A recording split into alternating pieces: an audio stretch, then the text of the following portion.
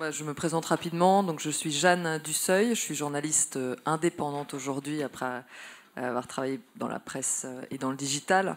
Alors, a priori, je suis fondatrice d'un nouveau média qui s'appelle Globalize. A priori, entre le média et le retail, pas vraiment de rapport.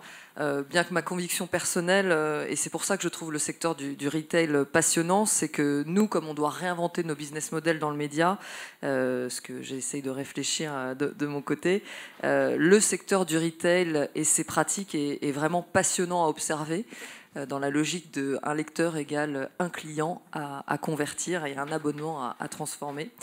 Donc toute la journée, vous allez, j'espère, avoir des échanges passionnants. J'ai vraiment le programme a l'air, en tout cas, vraiment passionnant entre Heineken, Mobalpa, le groupe Fournier, la marque Serge Blanco, The Other Store cet après-midi et l'Observatoire du commerce connecté.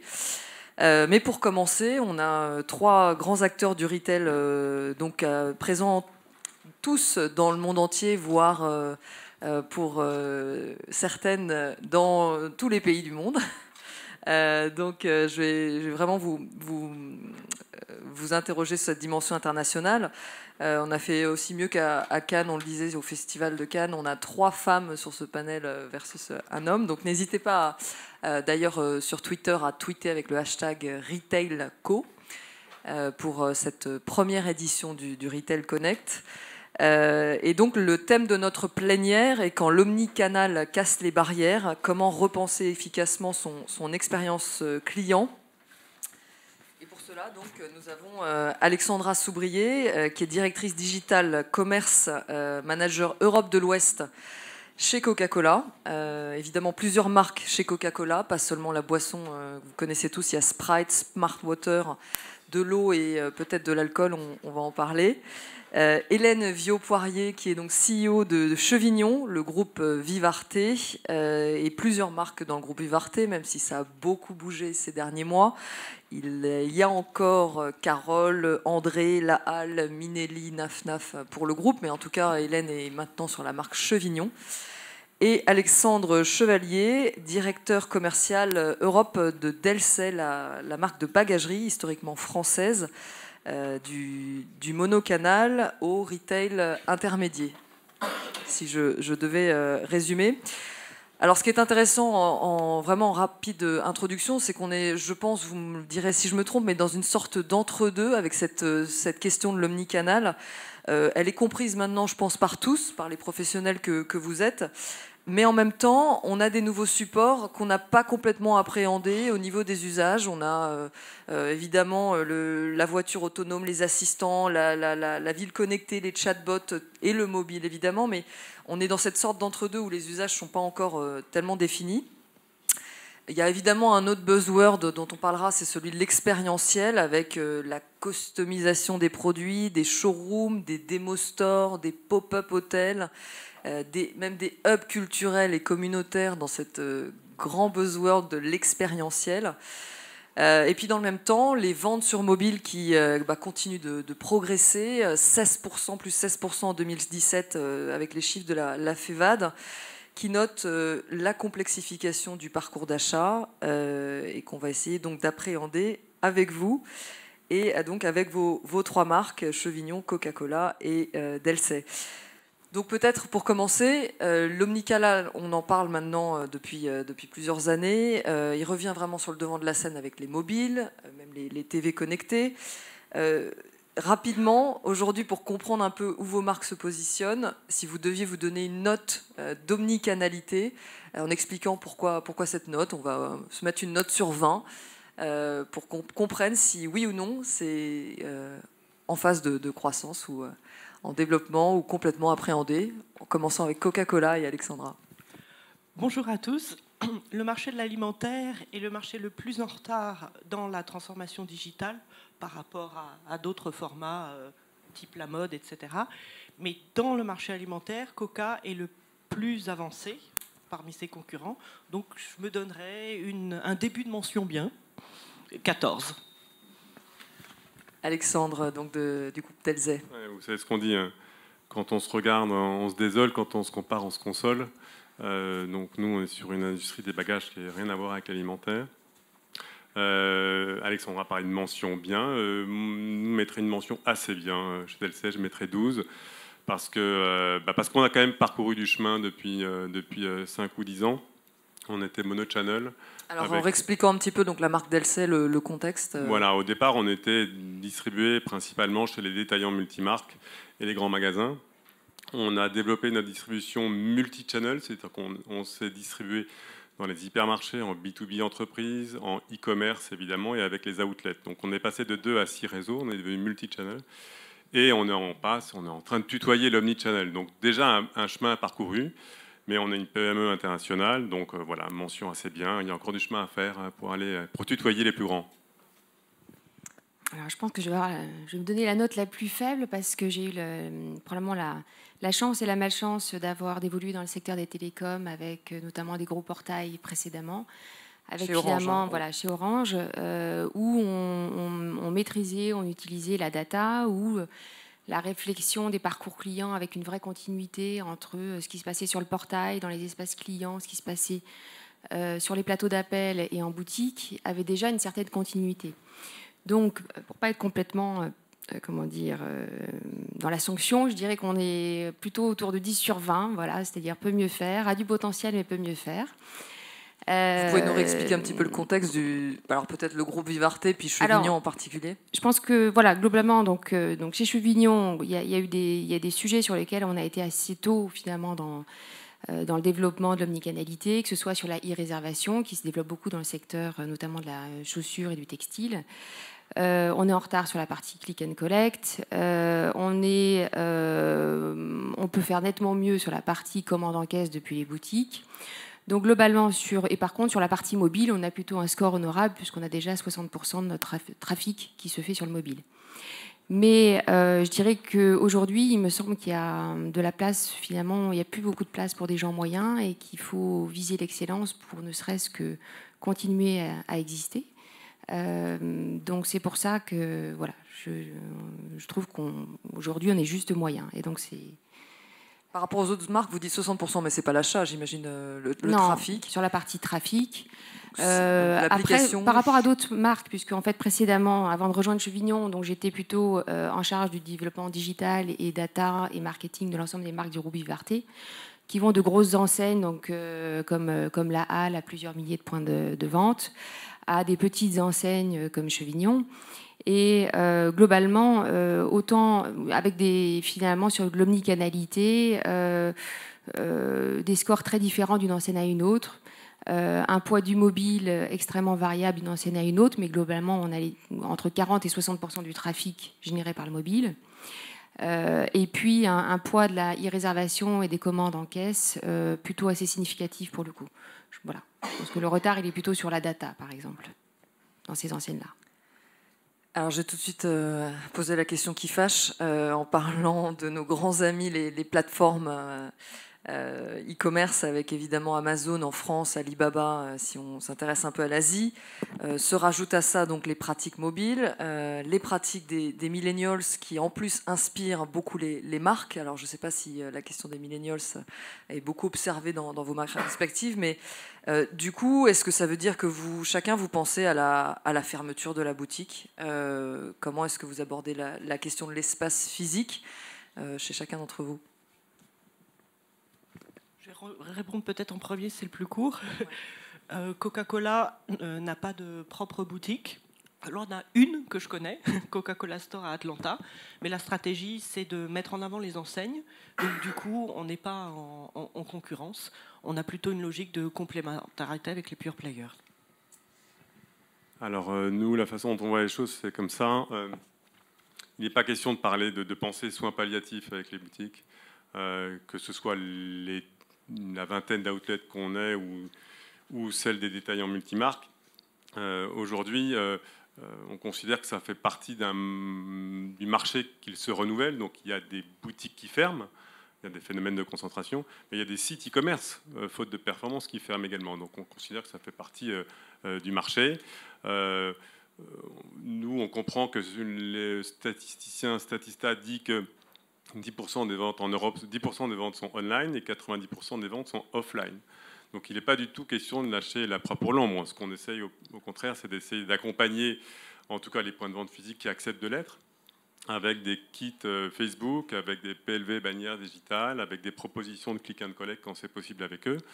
Donc on est plutôt à essayer de favoriser, oui, un jeu et un transfert de base communicants, mais on n'a pas du tout l'intention de lâcher l'appât pour l'ombre, et 90% du business encore en physique, c'est à ne pas négliger. Peut-être que pour essayer de comprendre, vos deux marques Coca, si on devait faire un parallèle, vous avez un peu moins misé historiquement sur la boutique. De toute façon, effectivement, Coca n'a pas de boutique. DLC, historiquement, c'est plutôt donc, chez des revendeurs. Par contre, un peu plus compliqué.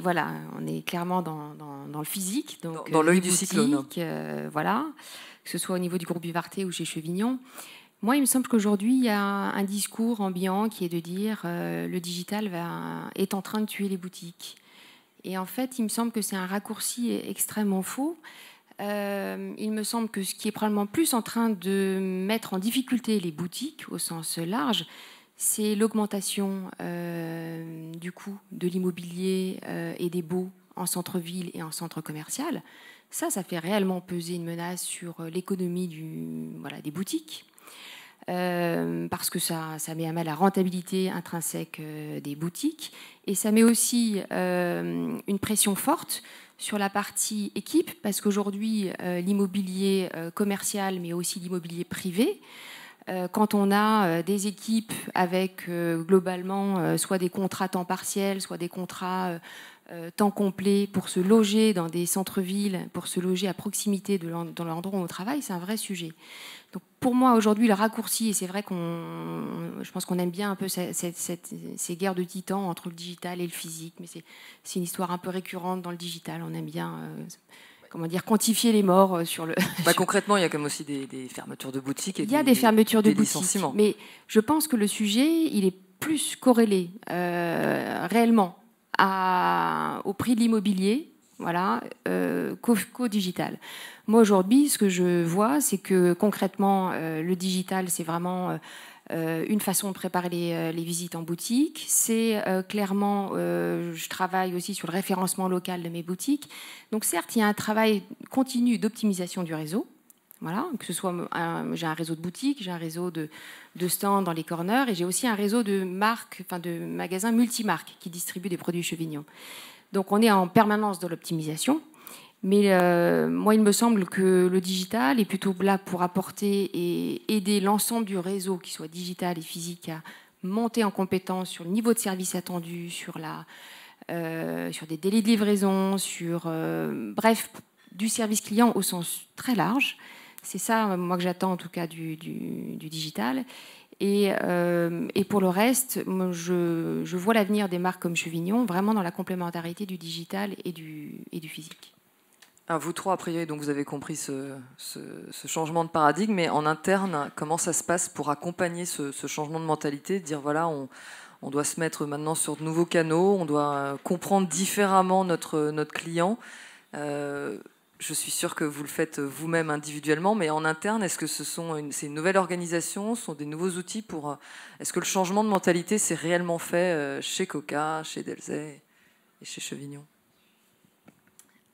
Ça se fait progressivement. Je pense que la première barrière dont il faut s'affranchir, c'est enlever, à travers les systèmes de challenge au niveau commercial, les barrières entre un vendeur qui va être rémunéré uniquement sur son chiffre d'affaires point de vente versus le chiffre d'affaires omnicanal.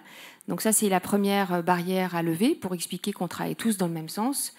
Y compris pour un client qui termine l'acte d'achat, quand il s'agit de e-réservation, le client finalement il fait juste que passer à la partie paiement, enfin le vendeur fait que la partie paiement, et l'acte d'achat il s'est fait principalement sur le web. Donc c'est, je pense, une des premières frontières à casser dans une organisation retail plus digitale, la question de la rémunération. Et après, c'est de recentrer, il me semble, la culture globale de l'entreprise sur le client. Parce que ce qui porte cette promesse d'omnicanalité, c'est le client. Voilà. Moi, je suis tout à fait d'accord avec Hélène sur le sujet de la rémunération. Après, vous parlez de l'organisation. Moi, je suis perpétuellement tiraillé sur les questions d'organisation par rapport au digital. J'entends partout des postes de CDO que beaucoup connaissent. Nous, on n'a pas ce titre chez nous. Je considère que le digital, ça ne doit pas être l'apanage d'experts qui sont dans un département ou qui sont plus ou moins transversaux. Ça doit être l'apanage de tous. Donc c'est très progressif. Le paradoxe, c'est que tout ce qui doit être changé dans une organisation de façon progressive, ça doit venir des managers. J'ai un peu plus de cheveux blancs que des jeunes collaborateurs de mon équipe qui parfois me semblent être plus en retard que moi. Donc il y a quand même tout un travail d'éducation, de pédagogie. Il y a l'inexpérience, il y a la peur de l'échec, il y a la peur de rater, de ne pas savoir faire. Quand on recrute un candidat, bon, je pars toujours du principe qu'il faut essayer d'élever le niveau moyen de l'équipe, quel qu'il soit. Voilà, dès lors que le candidat, déjà, spontanément, il ne fait pas du tout écho à cet écosystème, cette réalité, etc., bon, il diminue fortement ses chances d'intégrer l'équipe, parce qu'il faut quand même des gens qui arrivent avec cette mentalité.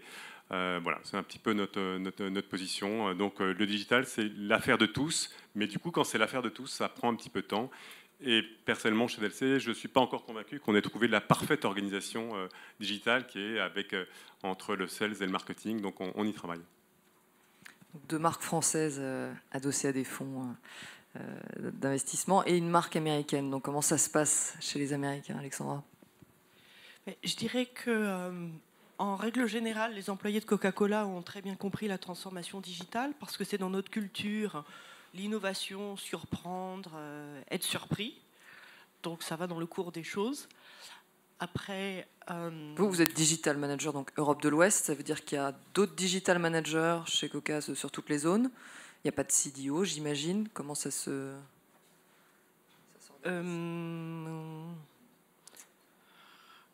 Il y a un Chief Technology Officer, Peter Brickley, et un Chief Strategy Officer. Il y a la technologie, la transformation digitale en interne avec, par exemple, la mise à jour des serveurs, etc. C'est dans le Chief Technology Officer. En revanche, l'implication du digital sur la relation avec le client, le commerce, tout ce qui est frontline, c'est sous la direction du Chief Strategy Officer dont je dépends. Donc vraiment, la culture est déjà bercée digitale. Oui, la culture par mentalité des personnes qui travaillent, mais aussi parce qu'on fait partie des premiers investisseurs médias et le milieu des médias est extrêmement avancé en digital. On achète du média avec l'intelligence artificielle, etc. Donc ça nous pousse à aller de l'avant. Après, le bémol, c'est qu'on est dans un secteur extrêmement traditionnel qui est l'alimentaire.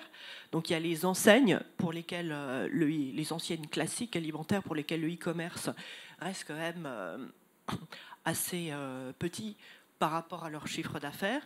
Et il y a aussi la moitié de notre business qui est dans leur foyer, avec les cafés, les hôtels, les restaurants, l'épicerie du coin, et tout ce secteur a une organisation qui lui est propre, pour lesquels on s'adapte, pour lesquels on a des outils très performants, mais qui ne sont pas encore ancrés dans les mentalités, bien que technologiquement possibles.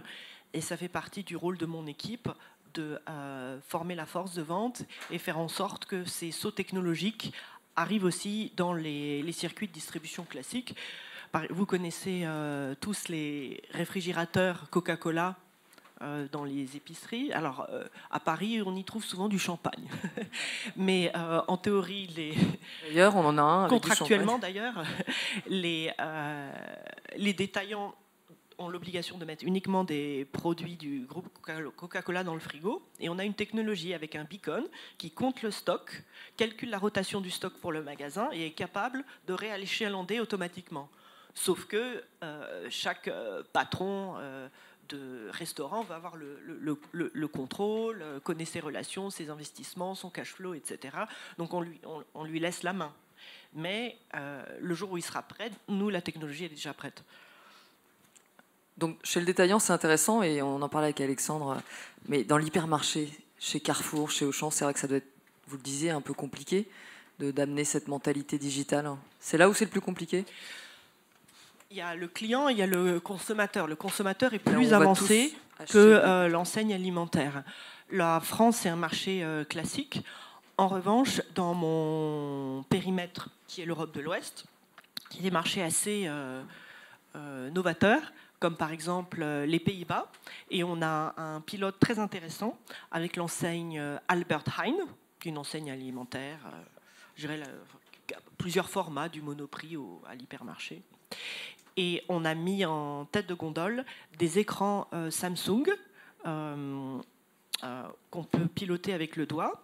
Et l'idée, c'est dans les enseignes de petite taille, pour les produits qui ne sont pas en stock dans le magasin, mais qui sont pourtant dans le portefeuille de marque de Coca-Cola, on peut commander en ligne sur l'écran les produits, se faire livrer à domicile, et on a juste à payer le ticket de caisse avec la caissière en même temps que la baguette de pain et le café, le chocolat.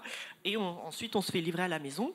Et il y a aussi un aspect ludique avec des jeux, avec des coupons, des réductions, pouvoir participer à des jeux concours si on laisse son adresse email. Et donc ça, c'est vraiment une complémentarité, puisque à ce moment-là, le digital n'est pas une concurrence avec le circuit traditionnel, mais bien une complémentarité, puisqu'on ne vend uniquement les produits qui ne sont pas dans le magasin physique.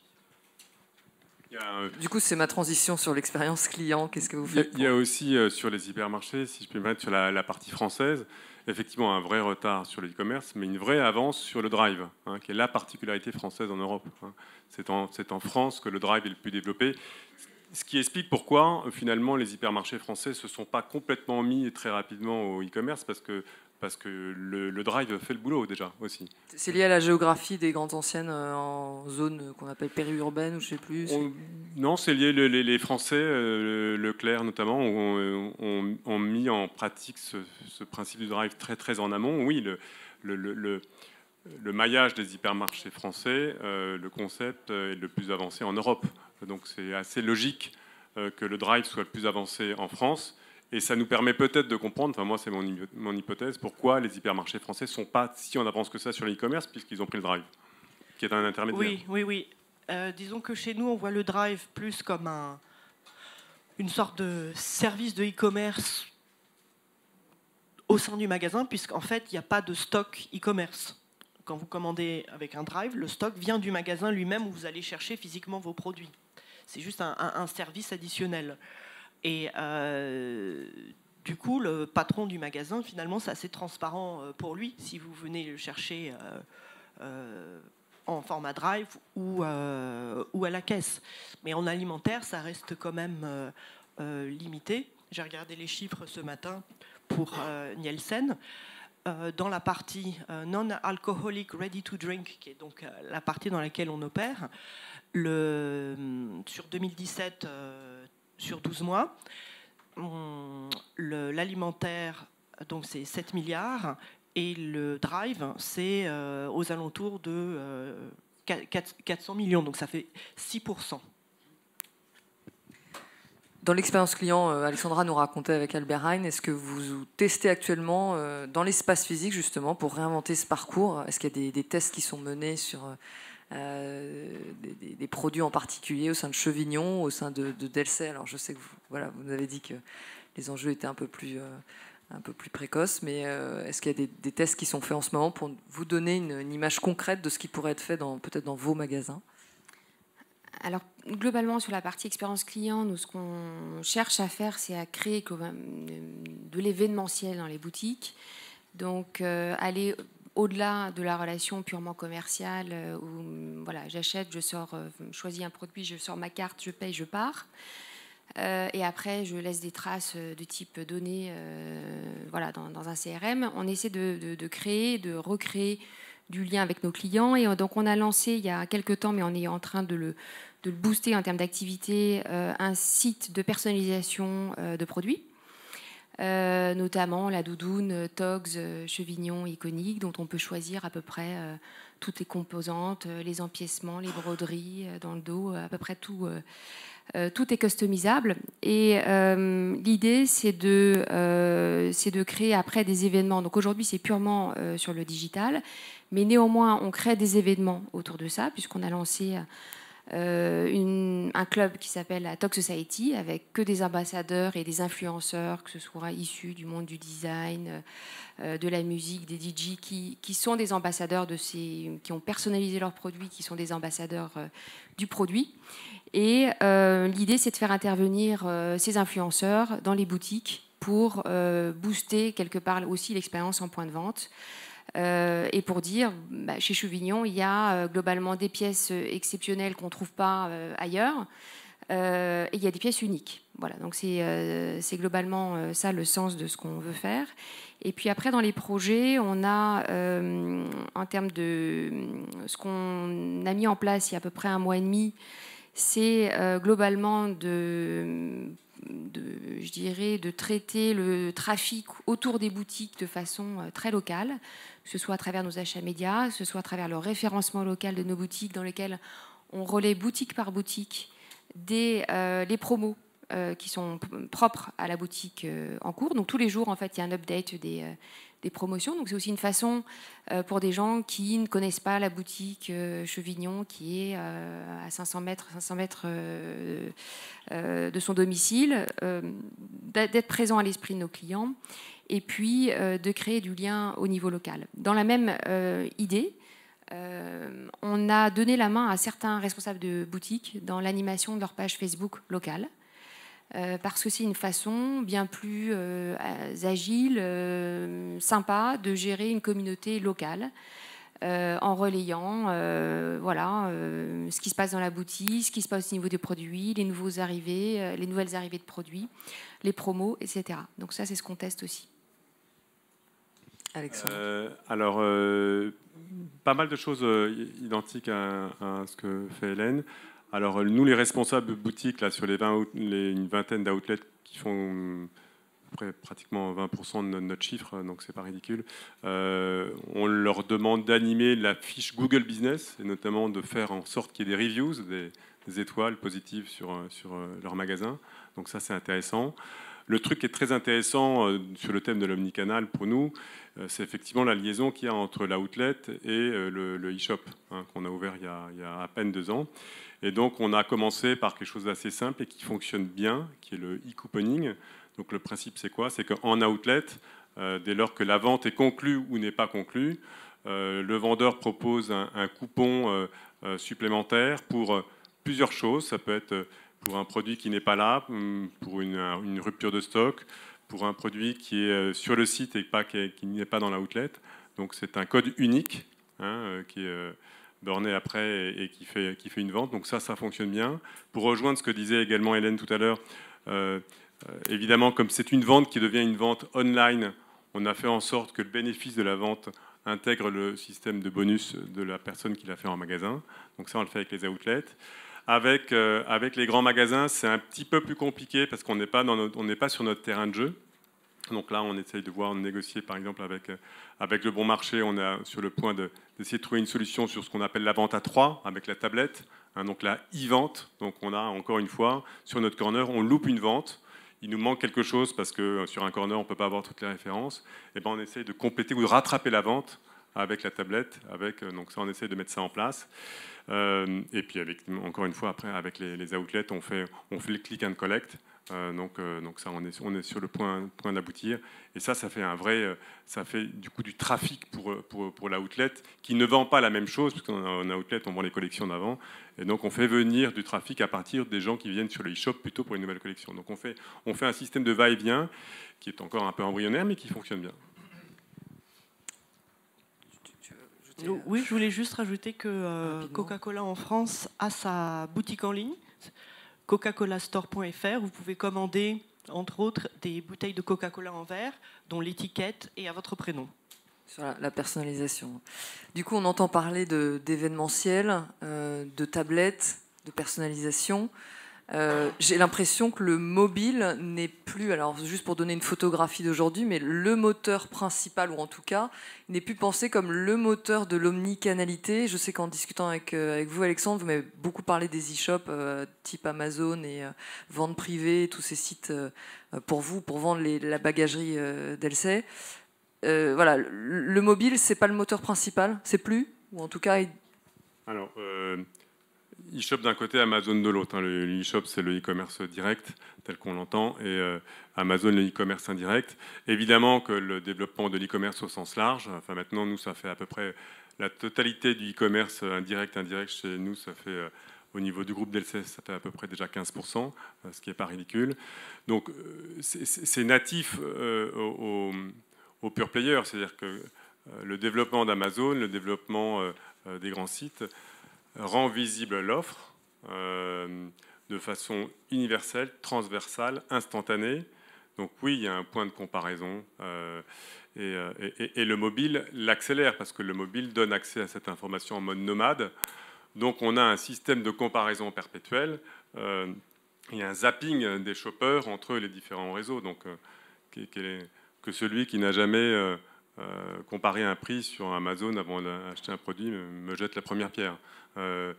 C'est le e-commerce au sens large qui a favorisé, qui a boosté l'omnicanalité et les outils du e-commerce. Peut-être rapidement, parce que je voudrais vous laisser le temps pour les questions évidemment à la fin. Pour moi, le mobile, en fait, aujourd'hui, c'est un point d'entrée, parce que c'est globalement par là que peu ou prou tous les achats, que ce soit sur le digital ou en physique ou sur les marketplaces, est initié. Donc c'est vraiment un point d'entrée à traiter comme tel, avec du coup pour moi quand même une problématique de fond qui est aujourd'hui, puisqu'on n'en a pas parlé, mais une problématique de je dirais de concentration des trafics et du marché publicitaire qui est quand même vraiment problématique, parce que aujourd'hui, c'est quand même un vrai sujet pour l'économie du digital. Etc. Oui, clairement. Et puis l'agrégation et des trafics et des comportements d'achat sur finalement peu d'acteurs. Bon, donc sur le mobile, pour moi, ça reste un point d'entrée. Mais quelque part, c'est aujourd'hui le sujet, c'est plutôt de construire. C'est pas le sujet du mobile ou d'autre chose. Le sujet, c'est vraiment de construire au sein d'une entreprise une vision de quels sont les processus clients sur lesquels on veut être excellent. Donc la démarche, elle est pas drivée par telle ou telle techno, elle est drivée par c'est quoi la vision de ce que je veux construire pour mes clients en termes d'excellence. Est-ce que avoir une réflexion poussée, typiquement comme ce qui était précédemment évoqué sur voilà, est-ce que je fais par exemple mes soldes sur vente privée? Est-ce que je les fais uniquement sur un outlet online? Est-ce que je conserve des solderies? Moi, j'ai à peu près tous ces leviers-là. Ou est-ce que voilà, ou est-ce que je brade ça en fin de saison auprès d'un broker à l'étranger? Donc il y a plutôt toutes ces questions-là. Il y a des questions de fond aussi sur la question du pricing, parce qu'aujourd'hui, Chevignon est présent à la fois dans ses boutiques en propre, en France et à l'international, est présent sur des corners de grands magasins, dans des solderies, donc en propre, toujours est-il, et puis avec un certain nombre de partenaires, distributeurs ou wholesale. Donc ça veut dire quoi? Ça veut dire qu'en termes de pricing, globalement, le pricing est accessible à tous au même moment, donc on a des exigences en termes de pricing, de politique commerciale qui sont extrêmement difficiles à gérer. Moi, je trouve que c'est ça.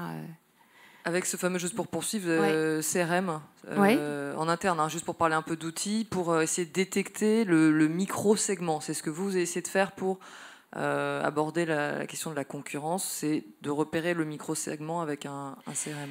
Alors en fait, on s'est parti d'une contrainte, c'est-à-dire qu'au niveau du groupe Vivarté, on avait pas mal d'outils, en tout cas en termes de CRM, de segmentation. On avait déjà un certain nombre de campagnes automatiques qui étaient déployées. Et quand je suis arrivée chez Chevignon, donc parfois on teste des choses plus par contrainte qu'autre chose. J'étais assez pauvre en termes d'outils CRM, et je me suis dit je vais pas pouvoir continuer à faire des envois full base longtemps parce que j'ai peu d'outils de segmentation et qu'en plus j'ai un outil qui me coûte assez cher. Donc on a été faire un peu la tournée des marchés, on a regardé un petit peu ce qui existait en termes de techno, qui nécessitait pas non plus déployer un nouveau CRM parce que j'avais pas les investissements tout de suite. Et on a déployé une solution d'intelligence artificielle qu'on a testée pendant 6 mois, dont on est en train de terminer un peu la période de test. L'idée étant que c'était une solution plutôt agile qui allait chercher toutes mes données dans mon ERP, que ce soit les données issues des boutiques, en termes de tickets, d'achat, de profils, pour savoir que ce soit sur un achat online ou en termes de boutique, reconstituer et trouver des profils similaires. Donc typiquement, ce que je n'arrivais pas à faire, c'est que moi j'ai dans ma base client des gens qui ont des paniers absolument conséquents. J'ai un panier moyen qui est globalement assez haut, puisqu'on est plutôt sur des paniers moyens à 150.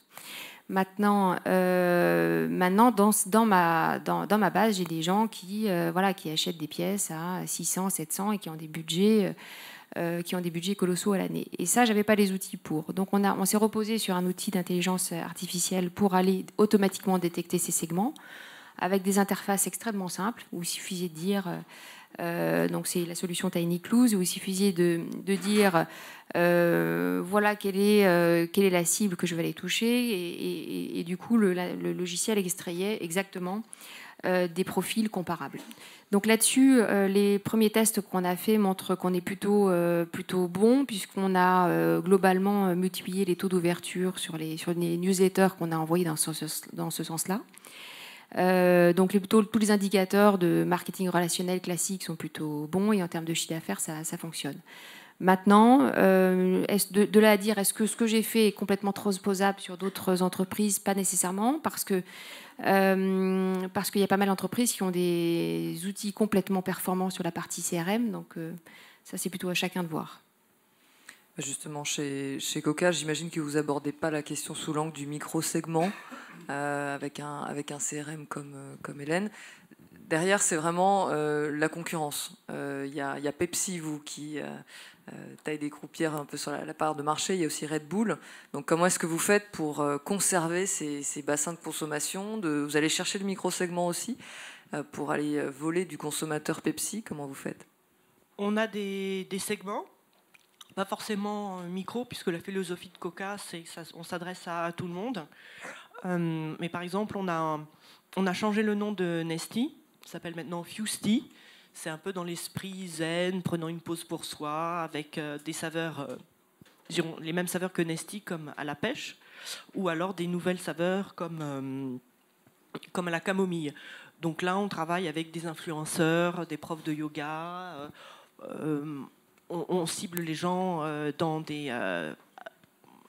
par la publicité média. Donc, la tendance New Age qui arrive chez Coca. Voilà.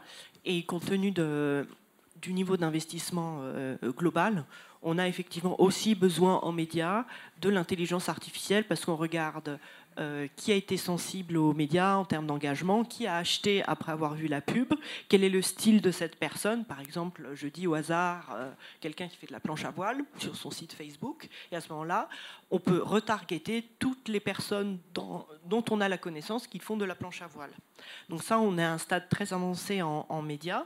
Sinon, pour le CRM purement commercial, je dirais, on a un site omnicanal de CRM qui s'appelle instantplaisir.fr où vous rentrez vos coordonnées. Pour vous remercier, on vous envoie une box de dégustation des dernières nouveautés des boissons Coca-Cola, comme par exemple fin lait Mojito, que je vous invite à découvrir. Rien ne vous empêche de rajouter un petit peu de rhum après. Ça cible qui, ça, du coup ? Les adultes. L'idée, c'est on avait déjà des boissons pétillantes Fanta, Sprite qui sont plutôt destinées aux ados, aux jeunes adultes. Et l'idée, c'est d'avoir à peu près le même type de poisson, mais à une audience plus mature. Et donc, pour ce CRM-là, qui est omnicanal, où vous recevez la box à domicile, on vous envoie des coupons que ensuite vous utilisez à la caisse du magasin pour avoir une réduction, vous participez à des jeux concours, etc. Ça, c'est fait en partenariat avec les enseignes.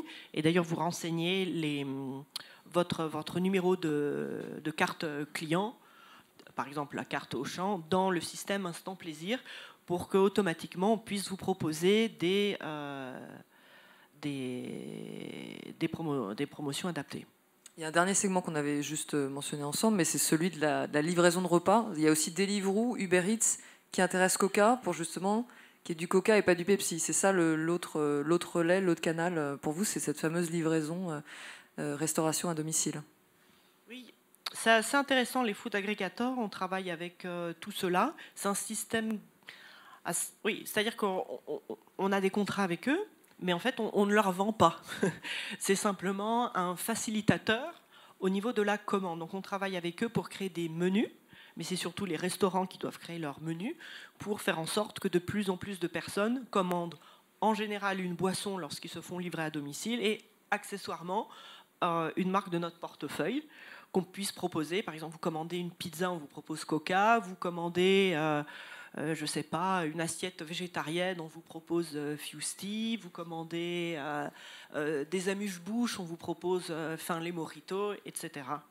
Parce que on part d'un constat, il y a un saut assez important à réaliser sur ce canal-là, parce que lorsque vous êtes dans un restaurant, 90% des personnes commandent une boisson avec leur repas, et quand vous commandez à domicile avec Deliveroo, Uber Eats, Allo Resto, etc., il y a 10% des personnes qui commandent une boisson. Donc on a un travail énorme à faire, et donc la boisson peut être livrée par les restaurants ou par les agrégateurs eux-mêmes à qui on envoie du stock.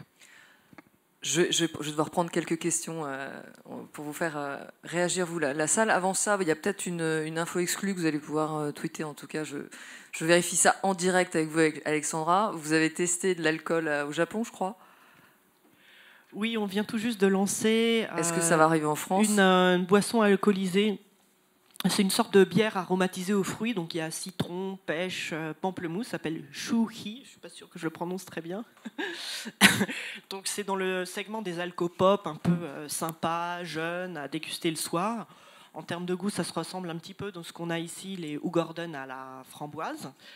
Donc la stratégie du groupe Coca-Cola, c'est Total Beverage Company. Donc on voit que la partie soft drink n'est pas exclusive.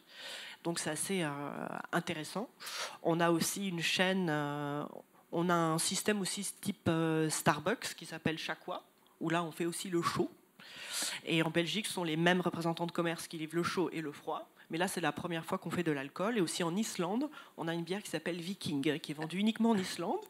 C'est prévu que ce soit en Islande, mais personnellement, je trouve que le nom est tellement génial que ça donne soif. Alors, alcool by Coca sur le marché français ou pas alors ? Bientôt, une date ? C'est pas prévu. Ça reste au Japon, donc il n'y aura pas d'annonce. Ils font déjà du champagne. Pour la... Ouais. Déjà du champagne, donc c'est pas encore pour la France, pas prévu. Je vais vous laisser évidemment le temps pour poser des questions, donc soit Hélène Viau-Poirier, soit Alexandre Chevalier ou Alexandra Soubrier. Si on vous fait passer un micro, bien sûr vous vous présentez, et puis on a une question au centre. Alors je me déplace, il n'y a pas de problème. Moi j'ai une petite question sur la personnalisation, pour ceux qui en font. Comment vous gérez ça au niveau de la production ? Parce que clairement, la rentabilité de la personnalisation, vous créez une chaîne à part, vous le faites payer aux clients. Alors, pour répondre pour Chevignon, en fait, ce qu'on a mis en place, on ne peut pas faire ça sur tous les produits. Donc, on a identifié un produit où on a un fournisseur donc, qui a la capacité à gérer des petits volumes, parce que c'est ça l'enjeu. C'est vraiment chaque modèle est unique par définition. Donc, il s'agit d'avoir la capacité à gérer ça comme un atelier de confection un peu à l'ancienne. Donc, c'est pour ça qu'on l'a fait que sur la doudoune, en tout cas Chevignon. Après, bien évidemment, en termes de rentabilité, ce n'est pas des produits sur lesquels on se met des objectifs de rentabilité énormes. Par contre, on essaie d'être à minima de couvrir nos coûts. Et pour ça, on a du coup des prix qui sont avec un pricing un peu plus haut, tout simplement. Voilà. Et c'est sur un site dédié, qui est bien sûr relié au site principal de Chevignon, mais sur le site de customisation de la doudoune. Voilà. Mais du coup, coup, vraiment la personnalisation vous fait amener réellement un chiffre d'affaires, du coup, intéressant? Oui, après, mais pour le moment, c'est plutôt... nous, on l'utilise plutôt comme une façon de construire une communauté, d'en faire des objets de communication, parce que mécaniquement, nos clients qui ont pris du temps pour customiser chacune des pièces de leur doudoune s'en font copieusement l'écho sur les réseaux sociaux. Donc ça, c'est plutôt pas mal. Donc c'est plutôt ça le sens de l'histoire. L'idée, c'est pas que ça pèse ne serait-ce que 1% de mon chiffre d'affaires, c'est pas du tout le sens. C'est vraiment de créer avec nos clients des objets de communication et du coup de participer à la notoriété, à la présence à l'esprit de la marque. En particulier sur des cibles très jeunes, parce que les gens qui customisent la doudoune sont plutôt des gens assez jeunes en fait. Voilà. Est-ce qu'il y a d'autres questions pour nos 3 intervenants? Oui, j'arrive. Merci pour vos interventions. On n'a pas parlé dans les points de contact des objets connectés. Alors, je ne sais pas s'il y en a chez Chevignon. Chez Delcé, il y a la valise connectée qui a été lancée.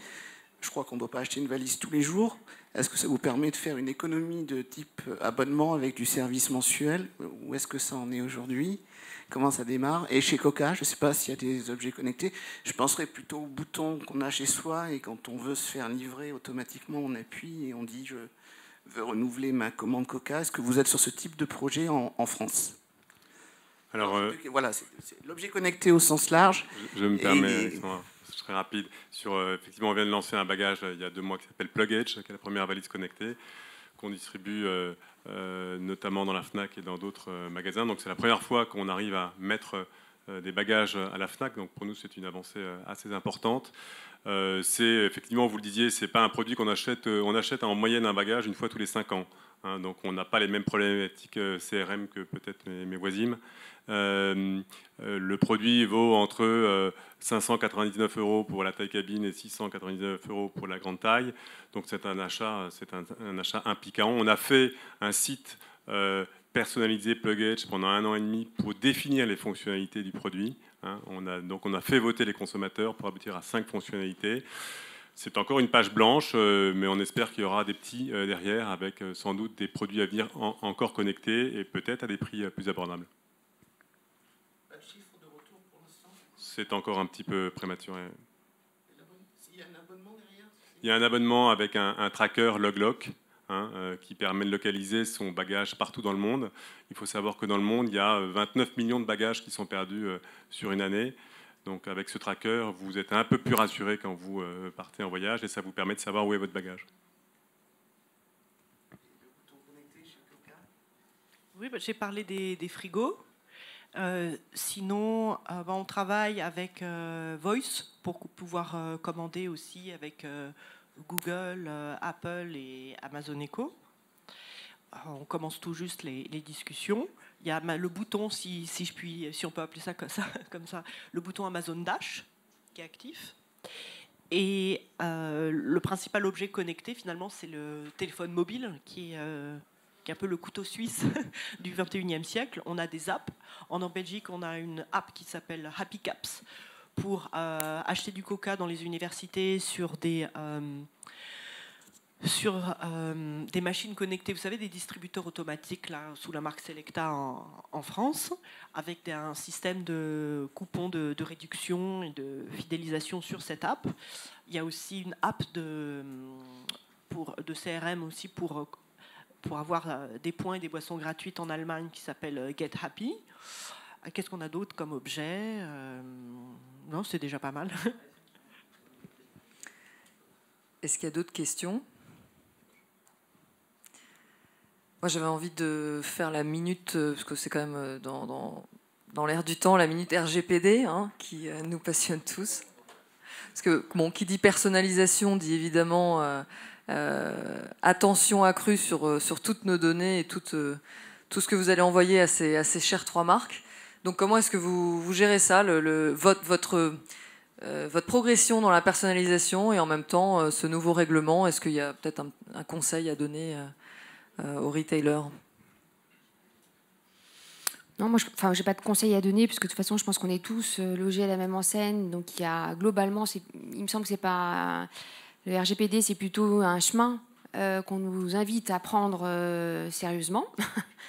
Mais il me semble que c'est plutôt très sain dans l'absolu, parce que ça veut dire que ça.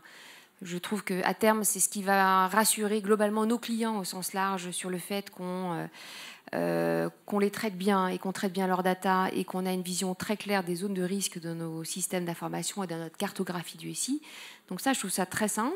Et puis l'autre élément que je trouve aussi très sain, c'est que pour avoir été dans des entreprises où la data était pléthorique, et il y a aussi beaucoup de data dans un groupe comme Vivarté, puisque c'est à peu près 19 millions de contacts dans un CRM global.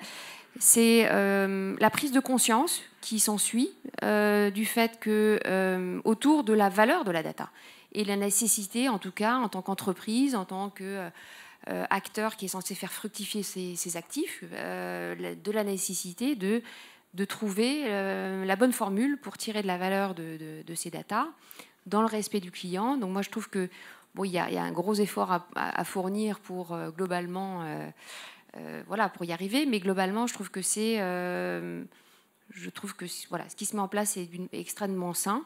Après, je pense que la recette, c'est probablement d'avoir un leadership très investi dans ces sujets-là. Je pense que dans l'entreprise, le sujet RGPD, il est tellement, il touche les RH, il touche l'IT, il touche le marketing, il touche le digital, il touche à peu près tout. Les boutiques aussi, d'avoir le leader de la boîte au fait, qui suit ça comme un projet personnel d'entreprise et de transformation. Voilà. Vous disiez, alors moi j'ai eu beaucoup de mal pour me passionner pour le sujet, pour vous dire la vérité, mais je dirais que le cadre légal m'y a incité. Donc oui, depuis 5 ou 6 ou 8 mois, on est avec un DPO pour mettre ça en place partout en Europe. C'est quand même très très légal, très réglementé, mais il y a une vertu. La vertu, c'est le nettoyage de ce qu'on fait, c'est le stimulus à faire un peu mieux l'exploitation de ces données. Donc on est en plein dedans avec le marketing automation, etc. Voilà, donc un sujet qui n'est pas passionnant à la base, qui est vertueux in fine, et qui va nous permettre de progresser, j'imagine, certainement plus. Le conseil que je vous donnerais, c'est la patience. Pour nous, c'est un mal nécessaire. Ça monopolise des ressources à court terme, juridiques, informatiques, opérationnelles. Mais en termes de stratégie, c'est un non-événement. Vous n'en ferez pas un argument de vente ou justement dans le respect du client, ça peut devenir un argument. On n'a pas attendu RGPD pour respecter les clients ni les consommateurs, heureusement. Écoutez, si vous n'avez pas d'autres questions pour notre panel, je vous libérer. Vous remercie vraiment d'être venus tous les trois et je pense qu'on peut tous vous remercier.